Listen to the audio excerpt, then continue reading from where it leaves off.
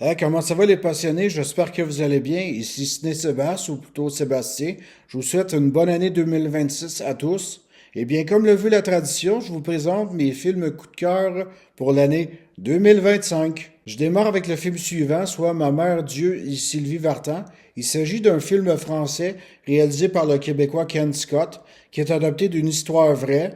On suit dans le fond le périple d'un garçon dont lui, à la naissance, ben, il y a eu une malformation, un pied beau, qui est comme l'équivalent d'un pied croche, et comment que lui va s'en sortir, essayer de vivre avec son handicap physique, comment sa mère, comme on dit, va jouer un rôle essentiel, qui va être, comme on dit, le pilier, l'élément motivateur dans toute cette histoire. Donc, pourquoi je recommande ce film-là? Parce que c'est un bon feel-good movie. C'est autant drôle, autant triste. On voit autant l'amour d'une mère qui veut tout faire pour que son fils ait la vie la plus normale possible. Et en plus, ben, ça se passe dans les années 60 et on a de la merveilleuse musique de Sylvie Vartan. C'est pour ça que je vous recommande ce film-là. On n'en parle pas assez souvent, mais c'est un film qui est vraiment réconfortant. On continue avec mon blockbuster de l'été, soit le film F1 avec Brad Pitt. Quelle merveilleuse expérience au cinéma que j'ai eue cet été. Ça a été extraordinaire de voir. J'envie un peu les gens qui ont vu ce film-là dans une salle IMAX. Ça devait être extraordinaire. Moi, ce film-là, je le décris un peu comme un genre de Top Gun Maverick, mais avec des voitures de course en Formule 1. De la façon que c'est filmé, c'est vraiment de toute beauté. Tu as vraiment l'impression, comme on dit, d'être au volant de la voiture. C'est dingue. C'est un rush d'adrénaline. J'ai pas vu un film de 2 heures et demie passer aussi rapidement que ça depuis un bout, là. C'est vraiment bien fait. Joseph Kosinski, Brad Pitt, la musique de Hans Zimmer, c'est du bonbon. C'est un excellent film. On continue bien sûr avec le célèbre Benoît Blanc, soit le film Wake Up Deadman, A Knives Out Story, ou plutôt À couteau tiré 3.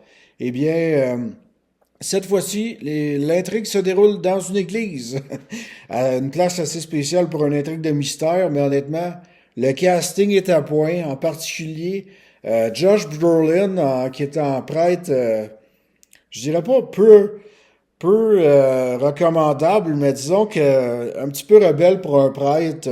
Vous verrez le film quand que vous le comprendrez, mais honnêtement, tout le casting est bon. Glenn Close, même Mila Kunis en agent de police, c'est vraiment bon. Benoît Blanc, écoutez, Daniel Craig avec Ryan Johnson, c'est un très bon duo. Pour un troisième film, c'est très bon. Dans mon livre à moi, il bat pas le premier film, mais pour de vrai continuer à amener ce genre de film-là, on aime ça, les films mystères. On poursuit bien évidemment avec deux très bons films d'animation, soit le phénomène K-pop Demon Hunter et Zootopia 2. Pour ce qui est des deux films, eh bien, si je peux les décrire, je vais utiliser les deux. Les deux films sont très colorés, musical, le style est vraiment bon. La bande son, c'est de la dynamite. Pour ce qui est de K-pop Demon Hunter, eh bien la chanson Golden, c'est à s'en taper du pied. Je peux comprendre pourquoi que cette chanson-là est devenue phénomène. Et c'est pareil pour Zootopia 2. Zootopia 2, écoutez, c'est riche, c'est coloré, c'est une très belle suite. La bande son, la chanson de Shakira, Zoo à la fin du générique, est vraiment bonne pour de vrai. En termes de film d'animation, c'est du très bon boulot. Autant pour Sony Pictures Animation, qui avait sorti les films de Spider-Man dans le Spider-Verse, autant pour Walt Disney Animation Studio, qui vient de sortir son meilleur film d'animation, tant qu'à moi, je dirais, depuis le premier Moana. Donc, chapeau aux deux compagnies. On peut pas passer sous silence, bien évidemment, la célèbre adaptation de Frankenstein de Guillermo del Toro. Ce que je considère vraiment son film le plus abouti, pour de vrai, eh bien, c'est un film assez particulier parce que on utilise une approche un peu plus, comme on dit, en aller-retour. C'est un film qui prend son temps, mais ce que j'apprécie, c'est que, en dépit de l'aspect assez gothique du film, il y a une certaine romance ou une certaine tristesse par rapport à toute l'histoire. Juste savoir, dans le fond, comment que le personnage de Oscar Isaac, ben, je dirais torturé, mais s'en prend à sa création, là, le Frankenstein, je crois, de Jacob Elordi, si je me souviens bien. En tout cas, les deux, Oscar Isaac puis Jacob Elordi, les deux sont vraiment excellents. La cinématographie, c'est bon. Les décors, les châteaux, tout est vraiment bien fait. Je m'attendais vraiment à un film axé complètement sur l'horreur, mais le fait que le film dure 2 heures et demie, on prend vraiment le temps de développer l'intrigue. Même s'il y a deux, trois flashbacks, eh bien, Guillermo del Toro, chapeau mon cher, bravo, c'est un très beau film. On peut pas passer sous silence le film d'horreur Sinners. Quel film assez particulier, un film qui rappelle étrangement From Dusk Till Dawn, le film de Robert Rodriguez avec Quentin Tarantino et George Clooney. Eh bien, on a vraiment, comme on dit, accès à un film d'époque. C'est un film qui se déroule dans les années 1900, un film d'invasion de vampires. Euh, ben écoutez, il est fier de son résultat des deux Black Panther. Il s'est amassé assez d'argent. Il a décidé de faire un film original ou un film hommage. Moi, ça me branche. Puis l'élément clé de ce film-là, c'est vraiment la musique. La musique de Ludwig Göransson, ou plutôt la musique avec le célèbre solo de guitare, où est-ce que tu vois tout l'ensemble de la musique à travers les époques, que ce soit le hip-hop, que ce soit le R&B, que ce soit la musique des années, je pense, 1800, 1900, en tout cas. C'est une merveilleuse séquence. J'aurais vraiment pensé que ça aurait été un film d'horreur excessivement sanglant, mais honnêtement, ce qui donne vraiment le ton à ce film-là, il catégorise dans le film d'horreur, mais pour de vrai, j'appelle ça vraiment euh, film à ambiance assez particulière parce que honnêtement, j'ai pas sursauté dans ce film-là. Et la plupart du film ben, se déroule dans la noirceur, donc c'est comme ça, mais en même temps, pour ce que Coogler a fait, puis pour ce que Michael B. Jordan a fait, lui qui interprète un duo de jumeaux aux deux personnalités assez particulières, ben honnêtement, si vous voulez voir un film assez spécial, ben manquez pas Sinners. Et mon dernier titre est celui-ci, One Battle After Another, le film de Paul Thomas Anderson.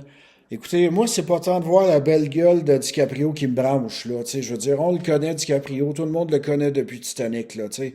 Ça fait quoi, 30 ans, là, que tout le monde le voit? On est habitué de le voir, là, tu sais. Moi, c'est pas ça qui m'impressionne. Je dirais vraiment que c'est sa variété de projets.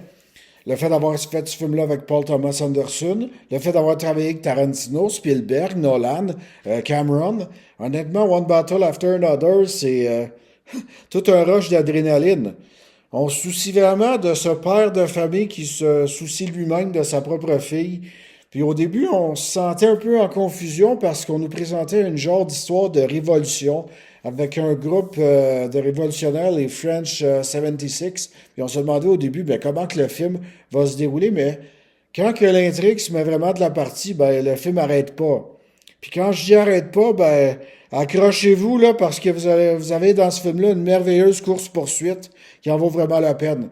Une des plus belles courses-poursuites que j'ai vues depuis le film de Death Proof de Quentin Tarantino.